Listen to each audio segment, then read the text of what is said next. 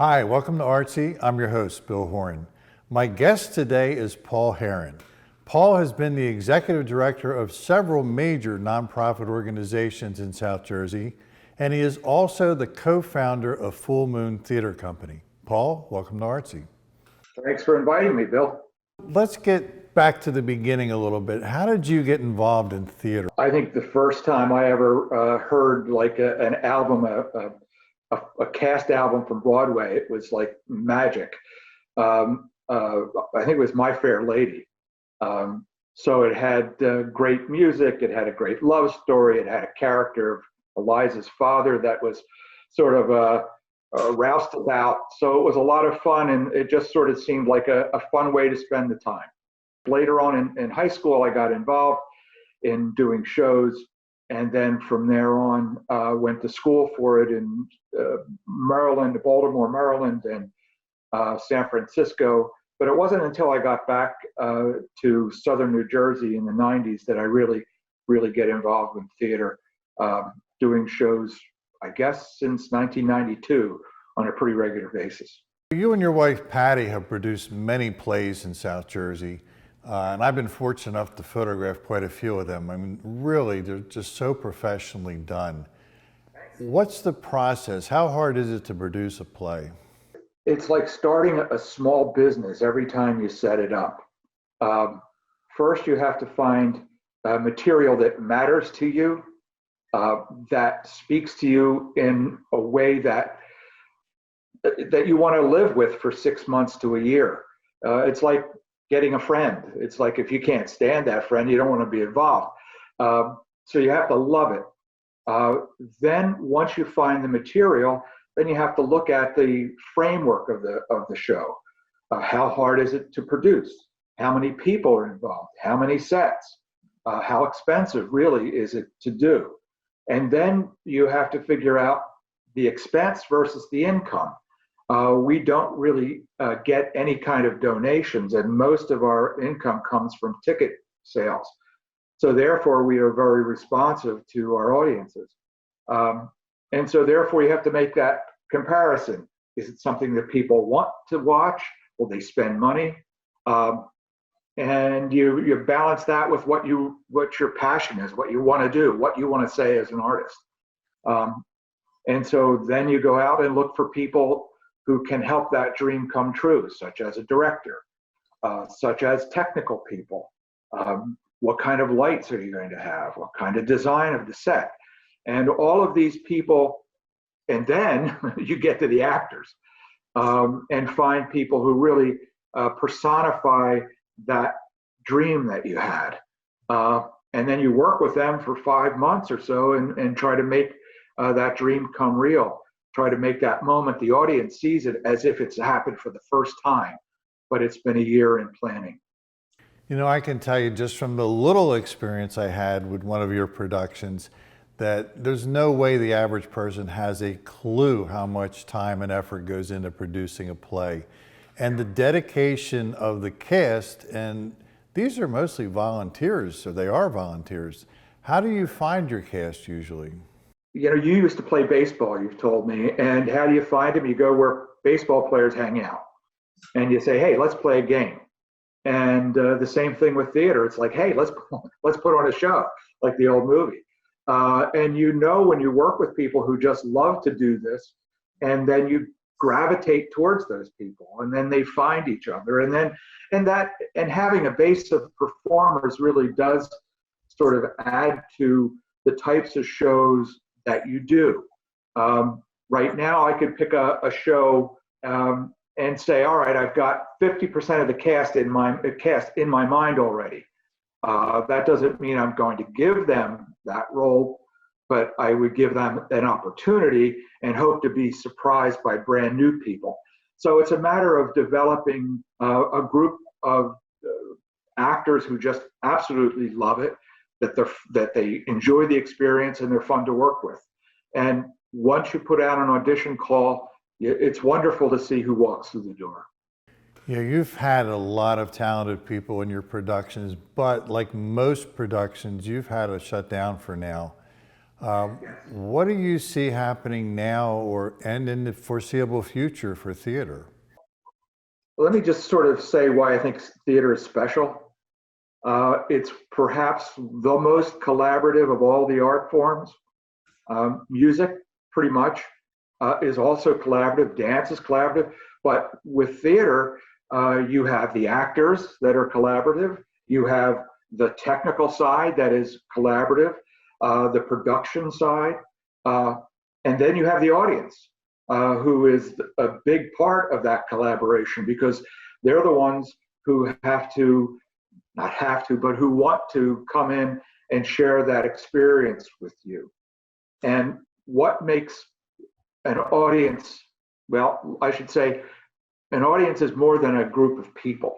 What an audience is a group of people who come in to a building open for new experiences, open to learn something about the human condition, and is able to take care, to lower some of those defense mechanisms, or allow themselves to be touched by emotions, or allow themselves to laugh out loud, which is not normal, right? To come and laugh out loud at a place. And that's why, to me, theater is so special, just to have this wonderful experience that seems fresh and exciting. But in order to have an audience, you really need trust. And right now, there's not a lot of trust going on about being close to people. And this is, I think, the major obstacle for theater right now. To be able to sit in an audience of 300-400 strangers in the dark right next to you is completely anathema to what most people are thinking right now. And to get back to that level of confidence to create an audience, to allow, let's say, to allow an audience to develop, is going to take some time. So I think the experience of going to theater is going to be not the first thing on people's minds when they want to be entertained right now. So to me, that's the obstacle. We're going to need to feel comfortable in groups again and be comfortable enough to let our guard down so we experience emotions as a group instead of just individually. I know perhaps it's a philosophical discussion of when we feel that trust, but to me, that's really it. Do you have that $30? You know, you have $30 in your hand. Do you want to go and spend it next to someone you don't know? And that's a real challenge. So let's switch gears a little bit. Among your many ventures, you do a podcast with Paul Summers called Your Classical Coffee Break.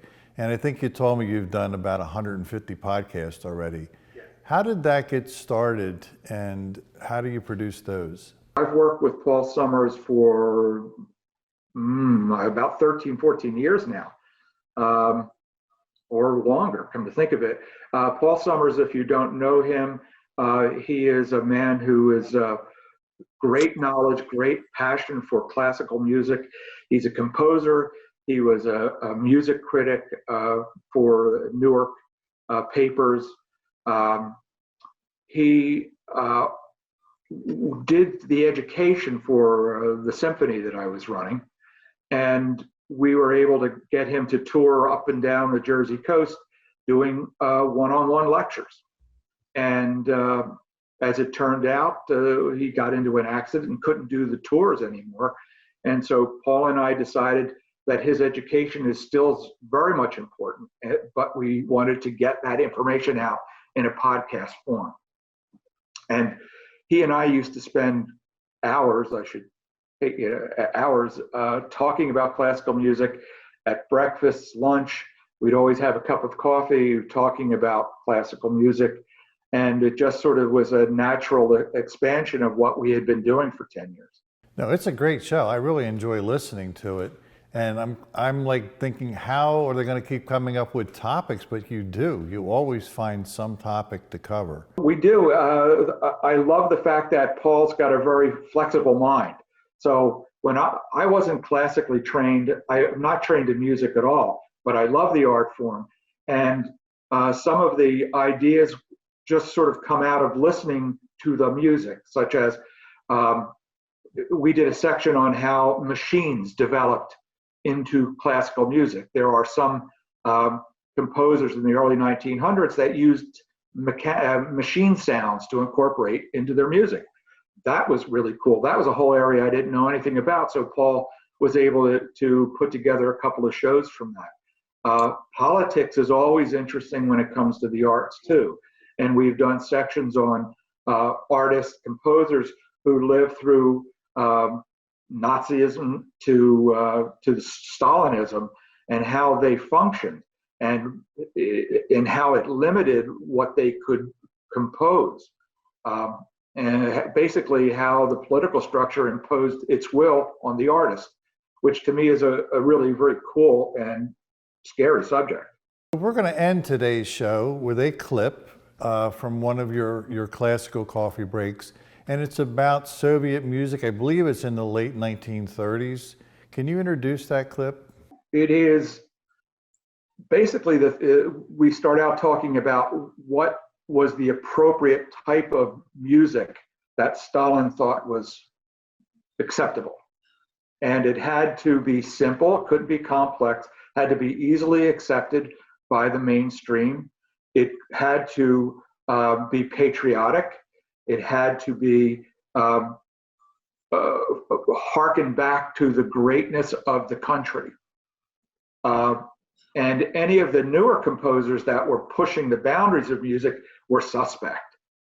And ultimately, composers were rewarded or punished depending on whether or not Stalin thought it was appropriate music. Paul, I want to thank you for joining us today. I'm Bill Horin. This has been ArtC. And now for your classical coffee break.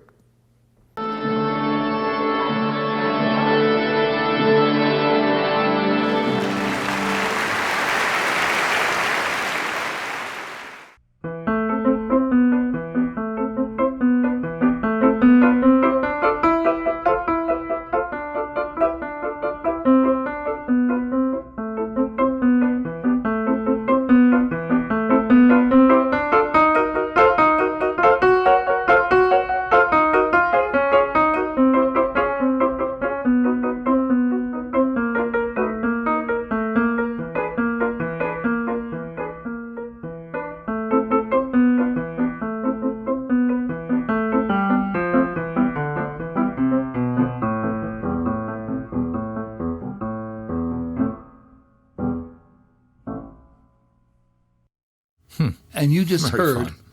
a piece called Tokatina by Dmitri Kobalevsky. It's this nice, simple, it's an instructive piece. When I say simple, I don't mean it's easy to play, although it is, but I meant it's nicely and very easily understood. Nicely constructed, well made. You can learn things from it if you're a student. Besides just fingering, you can learn something about structure, how a piece is put together. Very open and moving. And it's by Kobalevsky, who, by his peers, was called the most purely Soviet composer. And it struck me as being something that was what we might call as purely, what the Soviet people would want. It was an ideal. Here's another piece, which was... Can I ask you a question? Sure. What makes it an ideal? That it was, What was his exactly writing the attributes that I gave it. Was it easy there's to a understand? folk sense to it as well? Maybe. I don't think it sounds quite like a folk song, but it's certainly an easy, very easily comprehensible piece. Something that was instructive. This is intended for children to learn. Maybe it even did have a little bit of a folkish sense. Yes, right. If not an actual folk tune. Correct. Folkish. It hearkened to the plains, Yes. I thought. That's one. Now here's another piece, which was quite all right with Stalin and the Soviets, and this is a very different kind of piece, but this one is absolutely patriotic. And this is the Battle on the Ice from Alexander Nevsky Wow. by Prokofiev. Wow. And this is, of course, a film score from Alexander Nevsky with Eisenstein? Eisenstein, yeah.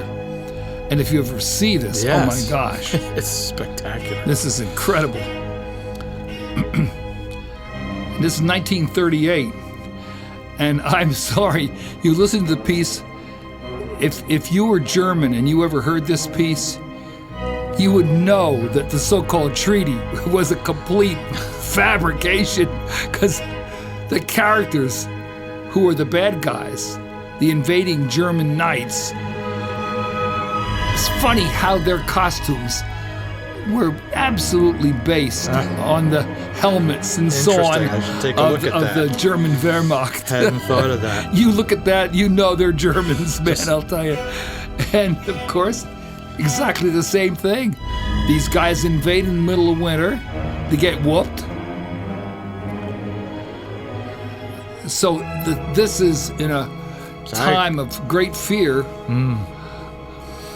of the rise of Nazi Germany. This is a Soviet peace. This is, boy, did this get everybody's rah-rah instincts going. This is a good piece of sort of feel-good propaganda, as it were. Well, it's great music to me, too. It's also that, sure. yeah. Well, Prokofiev is Prokofiev, for Pete's sake.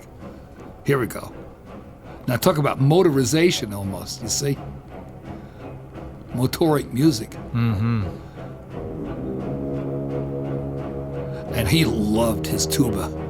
Oh, did he love to do great things in tubas or bassoons? Yeah, he loved yeah. that. Prokofiev loved that.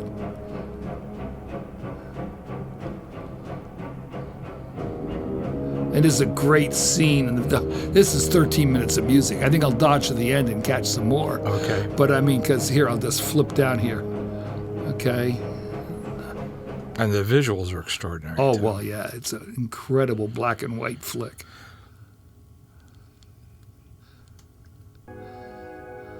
Now, oh, this is after the battle's over. Here we go. There's a battle, yeah.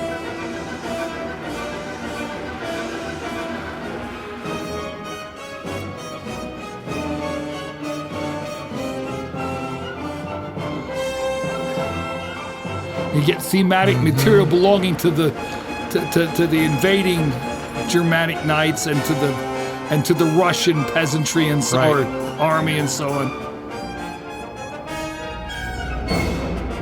It's bitonal.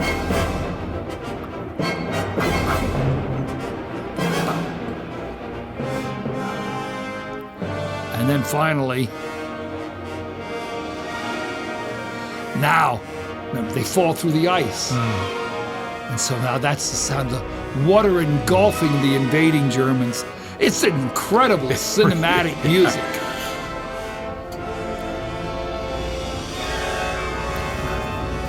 So this is a piece that got thumbs up all around Yes. from the Russian or the Soviet hierarchy, and for good reason. You know. Yes, for many reasons. Yeah, right.